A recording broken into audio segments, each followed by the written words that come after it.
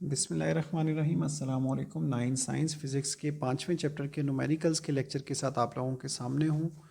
यहाँ पर आप लोगों को 5वें चैप्टर की प्रॉब्लम्स नज़र आ रही हैं, जिसमें से पहले 3 आपके होमवर्क का हिस्सा है और चौथा आपके क्लास वर्क का हिस्सा है। ठीक है, अगले पेज पे जा रहा हूँ, पीछे वीडियो पॉज करके आई होप आप लोगों ने निशान लगा लिए होंगे। उसके बाद यहाँ पे 5वां, 8वां और 9वां ये आपके क्लास वर्क का हिस्सा है और 7वां आपके होमवर्क का हिस्सा। ठीक है, यहाँ पर भी प्लीज़ वीडियो पॉज करके अपने निशान लगा लीजिए। हम लोग क्वेश्चन स्टार्ट करते हैं। यहाँ पे जहन में रखिएगा कि मैं क्लास वर्क और होमवर्क से कतई नज़र आप लोगों को वो क्वेश्चंस करवाऊँगा जो मेरे मुताबिक आप लोगों को क्वेश्चंस करवाने की ज़रूरत होगी। तो 5.1 क्वेश्चन जो है वो मैं आप लोगों की बुक से पढ़ रहा हूँ, पहले इंग्लिश मीडियम वालों की बुक से पढ़ रहा हूँ। Find the gravitational force of attraction between two spheres each of mass 1000 kg. The distance between the centers of the spheres is 0.5 metre. अच्छा, दो गोले हैं जिनमें से हर एक का मैस 1000 kg है। उनके मराकज़ के दरमियान, सेंटर्स के दरमियान जो डिस्टेंस है, फासला है, वो 0.5 मीटर है। आपने उनके दरमियान मौजूद ग्रेविटेशनल फोर्स मालूम करनी है। अब देखिए, स्टार्ट करते हैं क्वेश्चन। डाटा लिखने से शुरू करेंगे। आपका जो मैस है वो एम से ज़ाहिर किया जाता है। 1000 kg का मैस है। दो गोले, दो जो है वो स्फेयर्स हैं, तो इसलिए M1 और M2 आपका 1000 kg ईच है। एक का वज़न 1000 किलो है। सॉरी, एक का मैस, वज़न तो और चीज़ होती है, 1000 kg जो है वो आपका हर एक का मैस है। ठीक हो गया बच्चों। उसके बाद डिस्टेंस मैंने बताया D या R से ज़ाहिर करेंगे, वो आपका 0.5 मीटर्स है दोनों गोलों के दरमियान। आपने मालूम करनी है ग्रेविटेशनल फोर्स। ठीक है, याद रखिए ग्रेविटेशनल फोर्स का फार्मूला लिख रहा हूँ यहाँ पर। F is equal to GM1 M2 divided by D square. F is equal to GM1 M2 divided by D square. ये G अगर आप लोगों ने जहन में आप लोगों के नहीं है तो आप लोगों को पता होना चाहिए, ये एक कांस्टेंट है।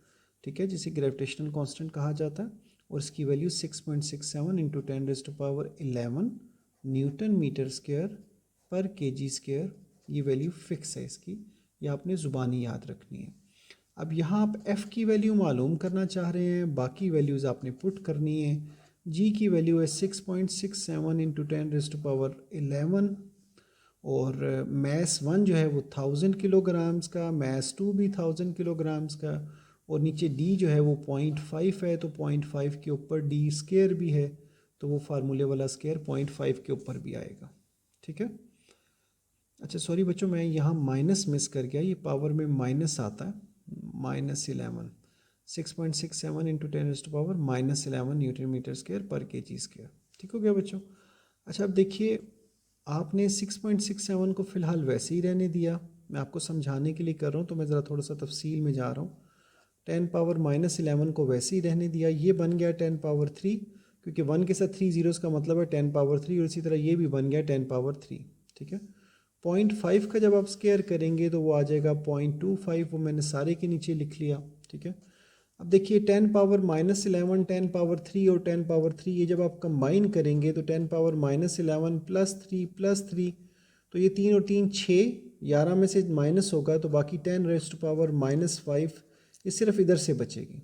ठीक है, देखिए इसका पॉइंट हटेगा तो नीचे 100 लगेगा, इसका पॉइंट हटेगा तो ऊपर 100 लगेगा, तो वो 100 इस 100 से क्रॉस हो जाएगा। तो यहाँ से आपके पास बचेगा 6 पॉइंट, वैसे आप उसी तरह लिखा रहने दें, बेशक 6.67 ही लिखा रहने दें, या 667 कर दें, उसे नीचे 25 कर दें, वो आपकी मर्ज़ी है। ठीक है, इन दोनों को बेसिकली आपने डिवाइड कर लेना है। 6.67 को 0.25 पर आपने डिवाइड करना है। ठीक है, तो आपका आंसर आना चाहिए 2.67। ठीक है, ये 1 मिनट में ये आंसर कैलकुलेट कर लेता हूँ। मैं वीडियो पॉज करूँ ताकि ज़रा टाइम मुनासिब रहे। अच्छा हुआ मैंने चेक कर लिया, क्योंकि मैं आंसर के मुताबिक डायरेक्ट आंसर लिख रहा था, लेकिन इसका जो वैल्यू डिवाइड करके आपके पास आएगी वो 26.68 आएगी, 26.68। ठीक है, इसको साइंटिफिक नोटेशन में जब आप 2.668 लिखेंगे, 2.668 लिखेंगे तो 10 की पावर साथ में लेफ़्ट पे मूव होने की, एक नंबर मूव होने की वजह से 10 की पावर 1 साथ में आ जाएगी, 10 की पावर -5 पहले से मौजूद है। याद रखिएगा 2.668 को आप 2.67 लिख सकते हैं, यानी जो नंबर आप इग्नोर कर रहे हैं, if that number is greater than 5, अगर वो नंबर 5 से बड़ा है तो आप पिछले नंबर में सिंपल एक ऐड कर सकते हैं। तो ये 10 पावर 1, ठीक है, और इसके साथ ये वाला -5, आंसर इधर ही लिख रहा हूँ। 2.67 इंटू 10⁻⁻4 हो जाएगा, जो न्यूटन्स में, क्योंकि फोर्स जो है वो न्यूटन्स में होती है, तो आपकी फोर्स जो है 2.67 इंटू 10⁻⁻4 यहाँ पर चाहिए होगी, ग्रेविटेशनल फोर्स। ठीक है, तो दूसरे अगर मैं क्वेश्चन को देखूँ, ठीक है, तो वहाँ आपको जो है वो ग्रेविटेशनल फोर्स दो आइडेंटिकल स्फीयर्स के बीच में, ये ज़रा प्लीज़ क्वेश्चन पढ़िए, यहाँ से देखिए, आपको ग्रेविटेशनल फोर्स दी गई है। The gravitational force between two identical lead spheres kept at 1 metre apart is, ये एक बड़ा सा नंबर दिया हुआ है, ठीक है। Find their masses. अच्छा, एक तो उसने ये बता दिया है कि m1 और m2 जो है वो इक्वल हैं, यानी m के, m1 और m1 is equal to m2, तो हम उसको m का नाम दे देते हैं। अच्छा, फोर्स दी हुई है वो है 0.006673 न्यूटन्स, और डिस्टेंस दिया हुआ है 1 मीटर। जी की वैल्यू आपको ख़ुद से पता होनी चाहिए, कैपिटल जी है ये, स्मॉल जी नहीं है। 6.67 इंटू 10⁻⁻11 न्यूटन मीटर स्क्वायर पर kg स्क्वायर। अच्छा, फार्मूला तो वही है, F is equal to GM1 M2 divided by D square. M1 की जगह पर भी आप M लगाएंगे और M2 की जगह पर भी आप M लगाएंगे, बाकी F की वैल्यू पुट करेंगे, G की वैल्यू पुट करेंगे, नीचे D की वैल्यू पुट करेंगे। ठीक है, D तो 1 का स्क्वायर 1, ख़त्म, समझे, नीचे लिखने की ज़रूरत नहीं है। ये ऊपर आपके पास M स्क्वायर आ जाएगा, नीचे D की वैल्यू 1 का स्क्वायर, वो लिखने की ज़रूरत नहीं है। G की वैल्यू जो यहाँ लिखी हुई होगी आपके पास, और F की वैल्यू इधर, वो उधर से इधर आकर उसके साथ डिवाइड होकर आंसर जो बनेगा उसका स्क्वायर रूट आपको लेना पड़ेगा, ताकि आपका ये स्क्वायर ख़त्म हो जाए। तो ये क्वेश्चन मैंने इतना ही करवाना था, क्योंकि इस काफ़ी सिमिलर है ऊपर वाले क्वेश्चन से। अब आ जाइए 5.3 पर। ठीक है, हमारे इस एक्सरसाइज के जो स्मार्ट सिलेबस का हिस्सा है वो टोटल हैं 1 2 3 4 4 और 4 8 क्वेश्चन हैं टोटल। तो हम कोशिश करते हैं कि आज 4 ख़त्म कर लें, ताकि बाकी हमारे 4 ही रह जाएँ। ठीक है, तो तीसरा क्वेश्चन है, find the acceleration due to gravity on the surface of the Mars. आपने मरीख की सतह पर ग्रेविटेशनल एक्सेलरेशन मालूम करना है। The mass of Mars is इतने kg and its radius is इतने। ठीक है, जो मैस है मार्स का, ठीक है, वो इतने kg है, और जो रेडियस है मार्स का वो इतने kg है। m और r दिया हुआ है। ये भी आसान सा सवाल है, समझने वाली बात है खाली। मार्स, मरीख एक बड़ा ऑब्जेक्ट है, तो इसलिए उसके मैस को हम लोग कैपिटल M से ज़ाहिर कर लेते हैं। कैपिटल M से ज़मीन का मैस भी ज़ाहिर किया जाता है, तो M के साथ छोटा m लिख लेते हैं, यानी मैस ऑफ मार्स। ठीक है, वो आपका दिया हुआ है 6.42 इंटू 10⁻23 kg। अच्छा, उसके बाद रेडियस उसका दिया हुआ है, वो भी मार्स का है, बड़े आर से ज़ाहिर किया, और m लिखा है मार्स के लिए, वो दिया हुआ है 3370 किलोमीटर्स। ठीक है, अच्छा, ग्रेविटेशनल एक्सेलरेशन की वैल्यू आपने मालूम करनी है, यानी g मालूम करना है। सॉरी, ग्रेविटेशनल एक्सेलरेशन, ये तो ग्रेविटेशनल कांस्टेंट है, हमने g मालूम करना है on the surface of Mars. ठीक है, ये हमने मालूम करना है। ठीक है, तो इसके लिए जो हमारे पास फार्मूला इस्तेमाल होता है वो मैं यहाँ पर लिखता हूँ। यहाँ अगर कैपिटल G की वैल्यू नीचे ज़रूरत पड़ी तो आप लोगों ने ऊपर डाटा में वो वैल्यू इंक्लूड करनी है, जिस फार्मूले की मैं बात कर रहा था कि फार्मूला जो यहाँ पर इस्तेमाल होगा। ठीक है, वैसे इत्तफाकन इस टाइम मेरी नज़र पड़ी है ये इस जगह पर, तो ये देखिए एक्सेलरेशन G का फार्मूला लिखा हुआ है G of ME divided by R square. आपको पता नहीं नज़र आ रहा है या नहीं, अब नज़र आ रहा है। Acceleration G is equal to capital G ME over R square. ठीक है, तो एक बात तो क्लियर होगी कि यहाँ G की वैल्यू आएगी which is a constant 6.67 into 10⁻⁻11। 6.67 into 10⁻⁻11, ठीक है, न्यूटन मीटर स्क्वायर पर kg स्क्वायर। ये तो G की वैल्यू आएगी कैपिटल। सही हो गया बच्चों।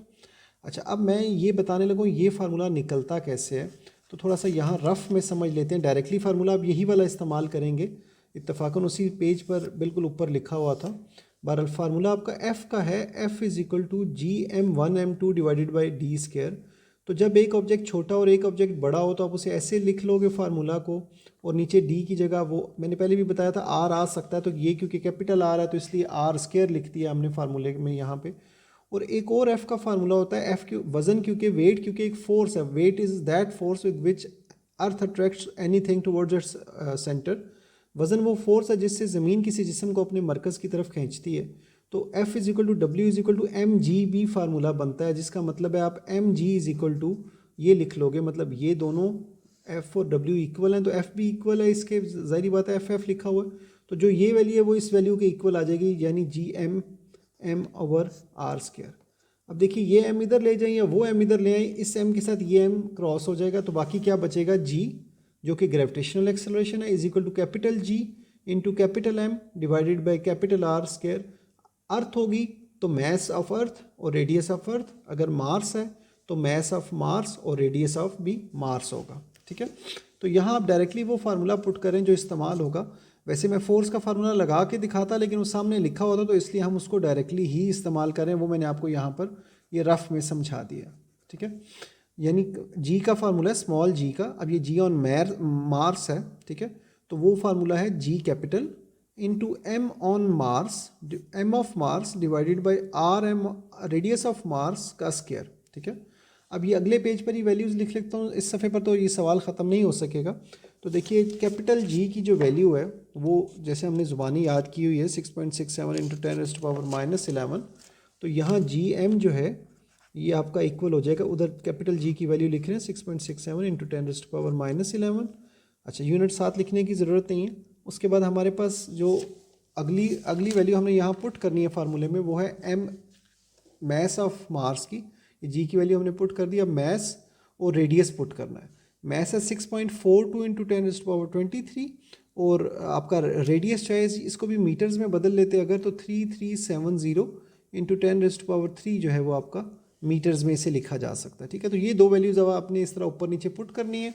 तो मैं लिखने लगा हूँ 6.42 इंटू 10⁻23, ये ऊपर मैंने कैपिटल एम की वैल्यू पुट की है मैस ऑफ मार्स की, और नीचे मैं आर की वैल्यू पुट करूँ जो कि थी 3370 इंटू 10⁻³ और नीचे फार्मूले में स्क्वायर भी था तो इसलिए आर के ऊपर मैंने स्क्वायर भी डाला है। ये देखिए आर की वैल्यू 3370 इंटू 10⁻³ और नीचे आर के ऊपर स्क्वायर था, तो इस वजह से इस वैल्यू के ऊपर 3370 इंटू 10⁻³ के ऊपर भी मैंने स्क्वायर डाला। ठीक है, अब आपने कैलकुलेटर पे क्या करना है कि 6.67 को मल्टीप्लाई करना है 6.42 से।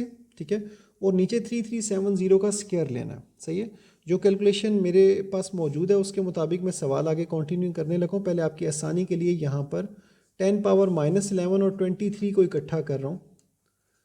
ठीक है, और ये 6.67 और 6.42 को मल्टीप्लाई कर रहा हूँ। कोई आंसर अगर मेरा ज़रा सा आगे पीछे हो तो कैलकुलेटर आप लोगों ने लाजमी इस्तेमाल करना है, आंखें बंद करके कॉपी नहीं करना, अपने पास कैलकुलेट करके लिखना है। 3370 का जब आप स्क्वायर निकालेंगे तो दैट विल बी 1135690, और 10⁻³ का जो स्क्वायर है यानी 3 को 2 से मल्टीप्लाई करेंगे तो 10⁻6 आ जाएगा। ठीक है, अब इन दोनों को आपने डिवाइड करना।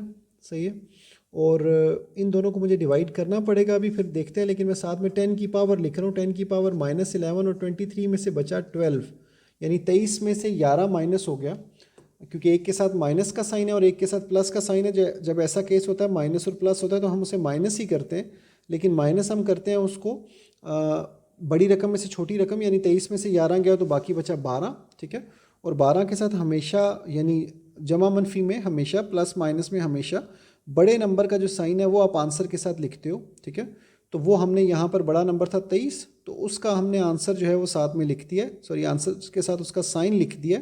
ठीक है, तो वो जो है वो आ गया है वहाँ पे। ठीक है, तो अब देखिए इसके साथ नीचे से 10⁻6 भी था। ठीक है, 10⁻6 नीचे दिया हुआ था। अगले स्टेप में ये 10 की पावर 12 और नीचे से 6 ऊपर आकर माइनस होकर 10 की पावर 6 बच जाएगा। ठीक है, अभी इसको डिवाइड करना बाकी है। ठीक है, मैं इसकी डिवीजन एक दफ़ा करके तो फिर दोबारा वीडियो को जो है वो प्ले करता हूँ, इसकी वीडियो डिवीजन कैलकुलेटर पे करके उसके बाद फिर वापस आता हूँ। साइंटिफिक कैलकुलेटर पर इसकी जो जो है वो मुझे नज़र आ रही है डिवीज़न, वो कुछ इस तरीके से वो बता रहा है 3.77 इंटू 10⁻⁻6। ठीक है, अगर आप इसे डायरेक्ट करेंगे तो ये 0.5 दफ़ा 0 फिर 377 इस तरह से आ रहा होगा, फिर उसे आप साइंटिफिक नोटेशन में भी बदल सकते हैं। बट जब ये ऐसे चलते हुए यहाँ पहुँचेगा और अगले स्टेप में -6 और ये +6 इकट्ठे होंगे, तो आपके ये -6 और +6 इकट्ठे होकर 0 बच जाएगा, 10⁻0। और जब किसी भी चीज़ की पावर 0 हो तो उसका आंसर 1 आता है, और 1 जब किसी भी नंबर से मल्टीप्लाई होता है तो वो जो नंबर होता है वही आपका आंसर आ जाता है। तो यहाँ पर भी 3.771 से मल्टीप्लाई होगा तो 3.77 ही आ जाएगा।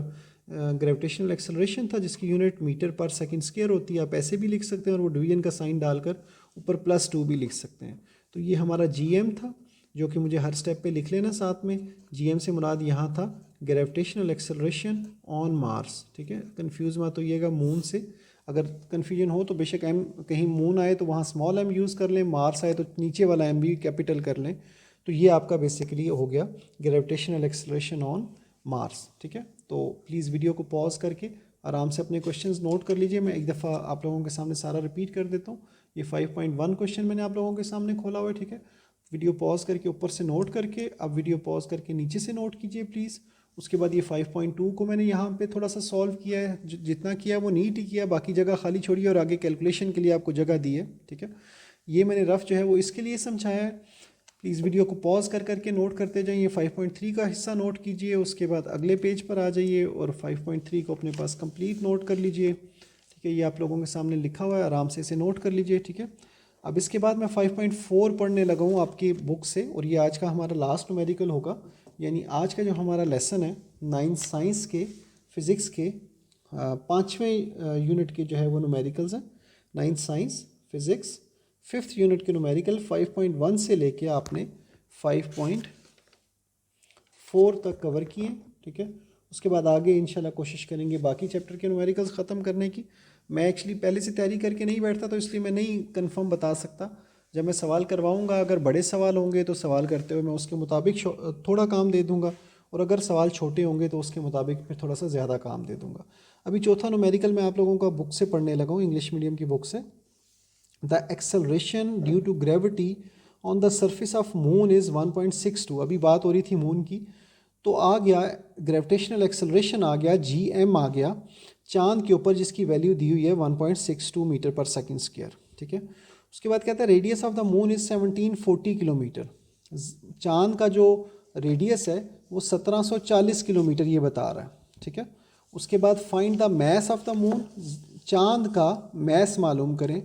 तो बेसिकली इस क्वेश्चन और इस क्वेश्चन में मेरे मुताबिक कोई फ़र्क नहीं है। ठीक है, सवाए इतने फ़र्क के कि वहाँ उस केस में हमें ये फार्मूला लगाकर ये फार्मूला लगाकर GM निकाला था। अब हमें MM निकालना पड़ेगा। M भी आपका ये सेम ही रहेगा, क्योंकि उस केस में मार्स था, यहाँ पे मून है, तो MM ही रहेगा। इस G की वैल्यू फिक्स है, ये M आप मालूम कर रहे हैं। इस GM की वैल्यू 1.62 आपको दी हुई है, और इस R की वैल्यू 1740 किलोमीटर दी हुई है। उसको इसी तरह मीटर्स में लिख देंगे। तो आई डोंट थिंक सो कि मुझे वो क्वेश्चन सॉल्व करवाने की ज़रूरत है। प्लीज़ वो अपने पास देख लीजिए, आराम से सॉल्व कीजिए। क्वेश्चन ना हो तो मुझे अपनी की हुई एफर्ट शेयर कीजिए और मेरे से उसका फिर रिस्पांस ले लीजिए। इंशाल्लाह मैं पूरी कोशिश करूँगा आप लोगों को बताने की, अगर आप लोगों को समझ नहीं आएगा तो। ठीक है बच्चों, तो इसके साथ ही हमारा आज का 9th साइंस फिज़िक्स का 5th चैप्टर का लेक्चर ख़त्म होता है न्यूमेरिकल्स का, जिसमें हमने पहले 4 न्यूमेरिकल्स किए हैं 5.1 से लेके 5.4 तक। ठीक है, तो आज का लेक्चर भी थोड़ा लंबा हो गया वैसे फ़िज़िक्स के न्यूमेरिकल्स के लेक्चर्स के हिसाब से। बहरहाल इंशाल्लाह अगले लेक्चर में बाकी न्यूमेरिकल्स के साथ मुलाकात होगी। अपना ध्यान रखिएगा, कोई क्वेश्चन हो तो प्लीज़ ज़रूर पूछिएगा। तब तक के लिए अल्लाह हाफ़िज़।